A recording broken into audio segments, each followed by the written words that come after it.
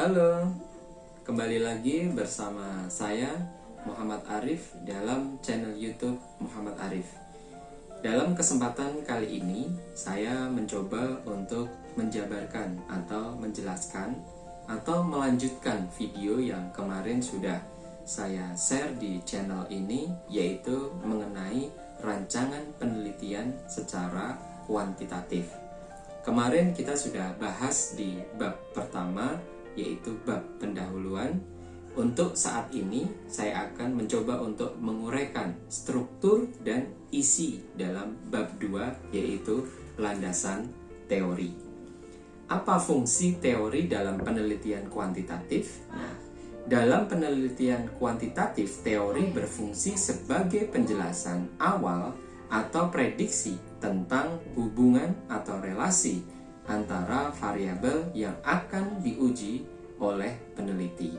Nah, terus mengapa perlu landasan teori? Nah, ini perlu kita ketahui, teman-teman. Penelitian kuantitatif itu membutuhkan landasan teori yang menjelaskan variabel-variabel tertentu untuk membantunya merancang rumusan masalah dan hipotesis penelitian. Teori itulah yang menjelaskan bagaimana dan mengapa variabel-variabel itu berhubungan satu sama lain. Terus kemudian, apa saja yang harus dimasukkan dalam bab 2 atau dalam landasan teori ini? Yang pertama yaitu teori yang digunakan. Terus kemudian hipotesis atau proposisi dari teori tersebut. Terus kemudian informasi tentang aplikasi teori tersebut dalam penelitian sebelumnya.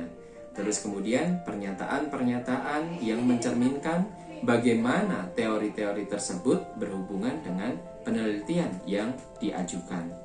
Nah, di sini teman-teman kita perlu ingat, dalam penelitian kuantitatif, variabel-variabel saling dihubungkan untuk menjawab rumusan masalah atau untuk membuat prediksi tentang hasil apakah yang ingin diharapkan. Prediksi-prediksi seringkali dikenal dengan istilah hipotesis. Nah, kemudian struktur bab 2 yaitu landasan teori itu terdiri dari 4 subbab. Yang pertama yaitu teori atau konsep atau definisi yang akan digunakan dalam penelitian. Terus kemudian dalam subbab pertama ini ada subbab 2 yaitu teori, konsep, definisi, dan yang kedua itu lanjutan dari teori atau konsep definisi. Terus kemudian di subbab kedua, di bab 2 landasan teori ini yaitu berisi tentang penelitian terdahulu. Terus kemudian di subbab yang ketiga yaitu berisi tentang hipotesis. Subbab yang terakhir yaitu kerangka teori atau kerangka konseptual. Nah, di sub yang 2 ini, bagian ini berisi subbab yang kedua atau termasuk di sub yang kedua, yang pertama, terus kemudian yang kedua. Nah, ini bagian ini berisi uraian tentang teori, konsep, dan atau definisi yang terkait dengan topik dan tema penelitian yang berasal dari berbagai pustaka atau biasa kita sebut dengan istilah literatur. Terus kemudian di subbab yang kedua yaitu berisi tentang penelitian terdahulu. Nah, bagian ini berisi hasil-hasil penelitian terdahulu atau yang sudah pernah dilakukan terkait secara langsung maupun tidak langsung dengan topik dan tema penelitian. Itu di subbab yang kedua. Terus kemudian yang subbab ketiga yaitu berisi tentang hipotesis. Bagian ini berisi hipotesis yang digunakan dalam penelitian kuantitatif. Hipotesis yang dibangun harus fokus dan selektif pada yang akan diteliti.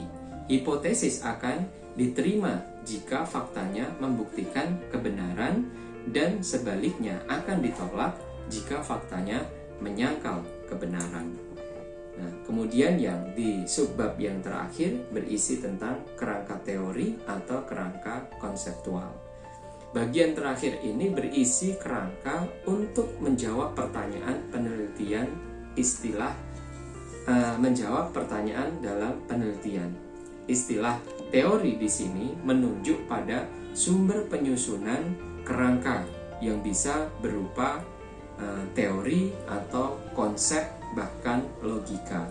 Jika teori yang digunakan untuk menyusun kerangka, maka judul yang digunakan dalam subbab ini adalah kerangka teori atau kerangka teoritis. Bila konsep yang dijadikan sumber menyusun kerangka, maka judul subbab ini menjadi kerangka konseptual. Jika logika yang digunakan, maka subjudul ini menjadi kerangka pemikiran. Nah, itulah teman-teman penjelasan atau uraian dari bab kedua, yaitu landasan teori dengan rancangan penelitian secara kuantitatif. Semoga apa yang saya jelaskan, apa yang saya uraikan dalam kesempatan channel kali ini bisa bermanfaat bagi teman-teman semuanya. Terima kasih, sampai jumpa di channel berikutnya.